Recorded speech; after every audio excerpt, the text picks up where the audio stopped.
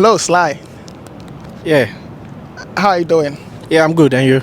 I'm also fine by His grace. So, today happens to be the second time of we meeting like this to discuss school applications and all that. So, our major topic to discuss today, of late I've been seeing, under my post, some comments under my post that I would like to, apply to the University of Manitoba. What are some of the requirements? I need your help. What do I do and all that? And since you are currently at the University of Manitoba with me, and you've currently also gained admission to pursue your master's here, I would like us to today discuss some of the requirements, like someone who is new about this whole thing, what a person should do, what are some of the requirements, how the person can meet the requirements and all that before being admitted to the University of Manitoba. All right, guys, so this is the major topic we'll be discussing today. And as you can see, we are currently at the premises of the University of Manitoba. I'm a master's student at the University of Manitoba, and he's also the master's student at the University of Manitoba.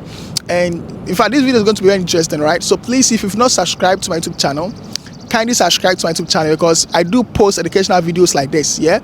And if you are not following me on TikTok, my TikTok's name is Nal and Candy.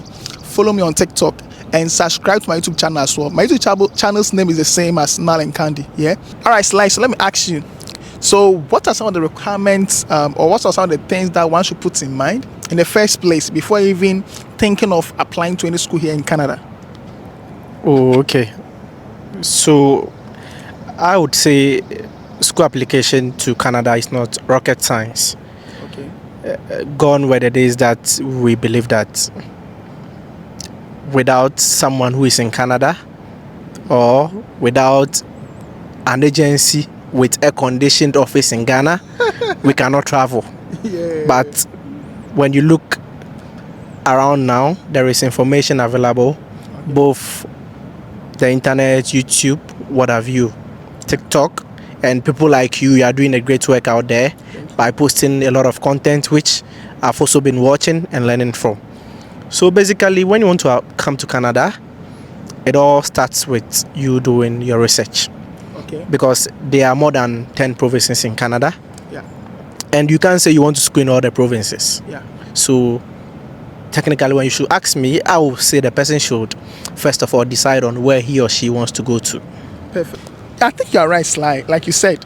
But because personally, I think there are some provinces that people should not target in even applying to a school, right? Because looking at the population of international students or immigrants over there, I don't think it's more advised like a province like Ontario, because the number of immigrants over there is kind of larger than even the Canadian citizens. What do you think about this, Sly? Yeah, I share the same views with you, my brother, as you rightly said.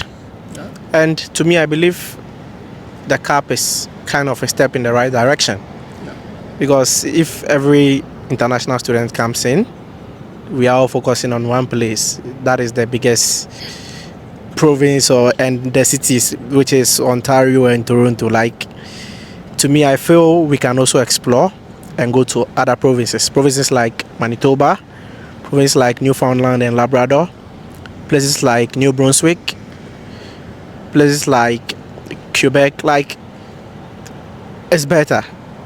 And one thing we should also understand is that living in Ontario is kind of expensive per information gotten from some few friends of mine. So basically, the province selection is very important when one wants to school in Canada.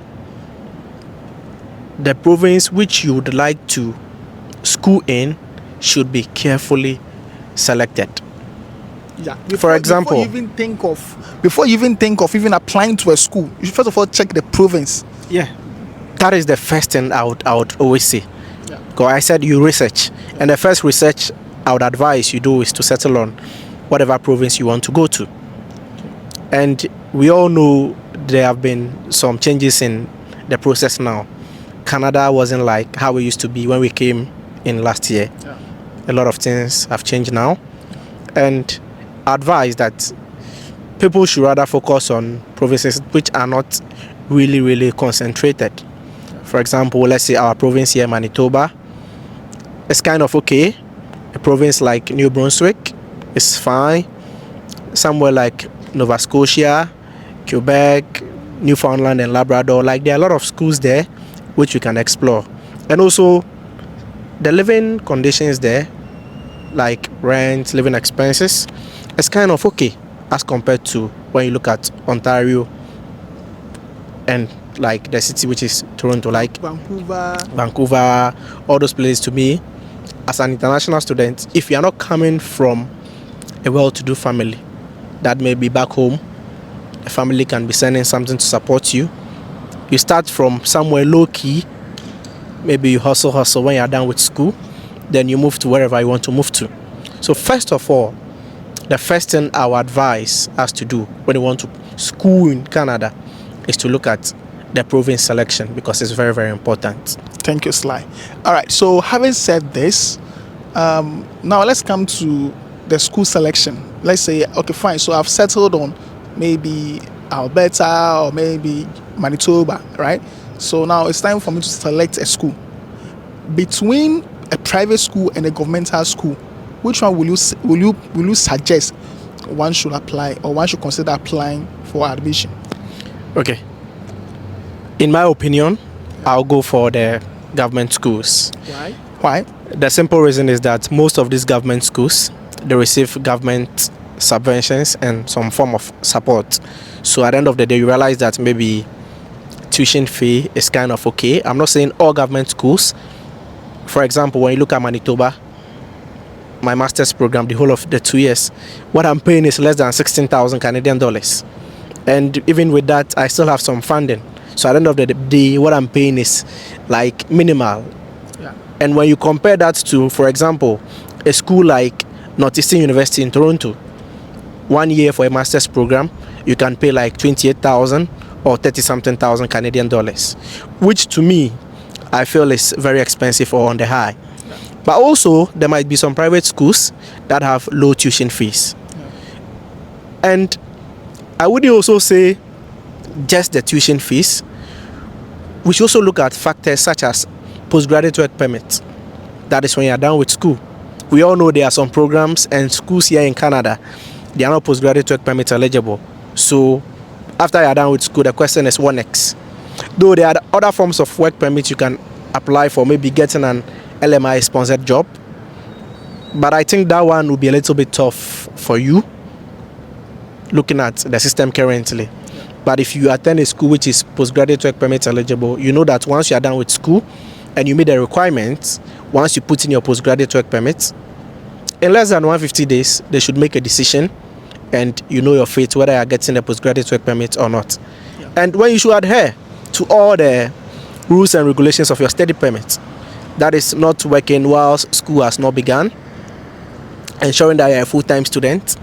And also we know there has been some cap to the number of working hours now. We can only do 20 hours per week, that is off campus. But on campus we can do unlimited number of hours. So when we are able to adhere to some of these things, I believe once you are done with school, getting your postgraduate work permit shouldn't be a big deal. So in terms of both private and government, I'll still go in for the government because of some advantages in terms of tuition fee payment and maybe some forms of scholarships, which some of these private schools might not be able to provide. Yeah. And also, we should again put in mind that, let me ask you. So, you see, in recent times, there has been some changes relating to the PAL, Provincial Association Letter. This wasn't something required initially, and there were some schools, such as Sylvester and Nathan, for instance, there were no need for one to pay for tuition deposit. So people were coming to Canada without even making a single deposit. Right after admission, you just apply for your study permit and you arrive in Canada. But now you're supposed to make some deposits and all that. And can you add something to especially those who would like to apply for undergrad? I think in your submission you made more emphasis on the masters in terms of comparing the private and the public institutions. Now, when it comes to the undergrad, I learned that not all schools, especially most of the private schools, will be issued or be given the opportunity to give PAL to its students. What's your take on this? Yeah, that's very true. I know a couple of schools in Ontario, private schools. They've not given them PAL allocation at all, not even a single allocation. Yeah. And with that, you realize that at the end of the day, maybe you get admission, you pay tuition deposits, and you might not be able to get your PAL just because of the new policy that came in, especially those who did the applications. Because I know schools in Ontario that people paid their tuition deposit of, let's say, 500 card, but the school said, oh, they were not giving any PAL allocations. And per their policy, they said their tuition deposit is not refundable. And it's not their fault that they were not giving allocations. So basically, I would advise that before we put in an application for undergraduate programs, first of all, we have to look out for the requirements, whether we meet the program requirement. Because when you convert 100 Canadian dollars, that's around 1,250 cedis or 1,003 cedis now. And you know that's someone's monthly salary back home, right? Yeah. And if you don't do your background checks very well and you don't meet the requirement and you put in the application just anyhow, at the end of the day, you might end up getting denied and your money has gone down the drain. So one key thing that I'll ask people who want to come for undergraduate simply means maybe diploma, bachelor's degree, some certificate programs. They should first of all check if they meet the requirement of the program. And basically, with undergraduate applications, it is one of the simplest applications one can ever do. With your laptop or with your phone, but I will not recommend the phone because maybe some of the schools, their websites might be a little bit complicated. So with just your laptop, with your WAEC transcript or certificate, your WAEC scratch card, your SHS transcript, you can just sit at the comfort of your home. In less than 30 minutes, you can put in an undergraduate application for any recognized designated learning institution here in Canada, be it a college or university. For example, with University of Manitoba, you know I'm a little bit biased because this is my school, so I have to always trumpet my school. Good. When you go to their website, for example, that's umanitoba.ca. When you just type that umanitoba.ca, it takes you to the official website and you will see undergraduate programs and graduate programs. So if you're interested in an undergraduate program, what will you do? You just click on the undergraduate link and it will show you the list of all programs. And luckily, with our school, they've classified it alphabetically. So for example, if you are interested in studying a program like, let's say, nursing, you just go to the N column and look for the nursing and you check the requirements. If you meet the requirements, you apply. But one thing I've noticed about the nursing requirement for University of Manitoba is that it's an advanced entry program. So you cannot get direct admission because they recommend that you do at least 1 year level of university course. But maybe when you have that 1 year of university level course back home and you tender in your transcript, they will assess and consider. If not, then you have to apply for what we call the University 1 as an entry pathway, which will help you do the 1 year, then you can now transition into the nursing program. And basically, when you put in an application for University of Manitoba undergraduate, in a space of less than 5 or 4 weeks, you should get a decision. And mostly I recommend that at least when you have A1 to, let's say, C5, or even when there is C6, which is not too much, let's say maybe 2 of the C6, then C5 mixture, and maybe some B2s, B3, you can put in an application and you get admission. I think I even know of someone who got C6 like 3, C5 like 2, and I think 1 or 2 B2, B3, but he still got admission. And I know one who got denied, right? And the reason was that the person got D7 in mathematics. You understand? Because so the denial water was like they are emphatic on the English, math, and science in any other 2 electives, but they are emphatic more on the English and math. So if you get D7 in any of the English or math or science, there's a high chance of you getting the denial for the admission. So please, ladies and gentlemen, please, if you want to apply to the University 1 at the University of Manitoba, make sure your least result is C5 or C6. Anything below C6, if you get D7, E8, F9 in English and math, they're going to deny your admission. But if you should get D7 in social science, or F9 in social science, or F9 in any of your elective, but you have other electives that you got, other three electives that you got, let's say C5, they will consider those you got a C5 and forget about the other elective that you got a F9. But if you should get F9 or D7 in English, math, or science, they're not going to give you the admission. So please, let's take note of this. All right, Sly, thank you so much. And also, I want to add that Okay. they shouldn't forget those who want to come in for the undergraduate programs because of the provincial attestation letter, as you mentioned earlier, just to reduce the number of people coming in each province and also ensure a balanced allocation of international students in each province. There are certain requirements now which the schools are enforcing. Okay. First of all, you don't need to pay tuition deposit for undergraduate program at the University of Manitoba. But now you have to pay a non-refundable deposit of what? 2,000 Canadian dollars. And that money is actually against your tuition. Yeah. So if your tuition is, let's say, 16,700 or 18,700, that 2,000 will be deducted from it, and whatever balance is left, when you come and register for courses, depending on the number of courses you register, then you pay whatever you're supposed to pay. So before anyone will also throw in his or her application fee to University of Manitoba undergraduate program, they should know that once they gain admission, before they'll be issued the provincial attestation letter, then it means that they would have to make a tuition deposit of what? 2,000 Canadian dollars. And even I know some other schools that are taking more. For example, when you look at this particular school, Mount St. Vincent University, I think at first they were taking around 500 Canadian dollars. As tuition deposit. Yes, as tuition deposit. But because of the PAL allocation, it has now been increased by more than 500%, which is around now, I think now it's 5,500 Canadian dollars. 5,500 Canadian dollars as for PAL. Yes. Wow. I won't say you are paying for the PAL, but For your tuition. you are paying against your tuition. But because there is competition now, schools are now giving limited slots as compared to first where it's open, anyone can apply. So limited space, a lot of people are fighting for the limited space. To show that you really attend or you really come, once you make that commitment of 5,500 Canadian dollars, you are good to go, and you'll be issued the PAL once you gain the admission. Same applies to University of Manitoba, 2,000. The other schools that you still pay less, for example, Concordia University in Quebec, I think they still take 250 Canadian dollars.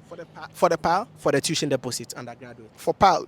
And you'll be issued the PAL? Yes, you'll be issued. Wow, yes. 250? Yes, 250 Canadian dollars. I think Saskatchewan too is taking 1,000 yes, or so. Saskatchewan too is taking 1,000. Then I also know of University of Lethbridge.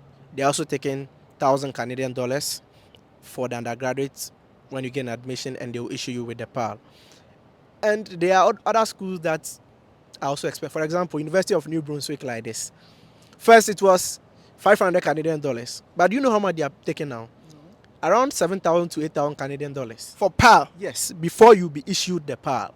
Oh my God. You are paying about, I think, 50 or 60% of your first academic year tuition fees before you are issued the PAL. Wow.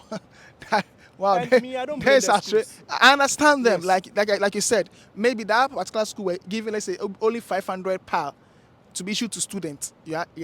And about 1,000 people apply for admission. Then they have to also find strategy to limit the number of people or find strategy to get actual people that they think are best fit for the program. Exactly. Yeah. So I think that's another way of showing commitment. I understand. All right. So guys, we are still on it discussing ways of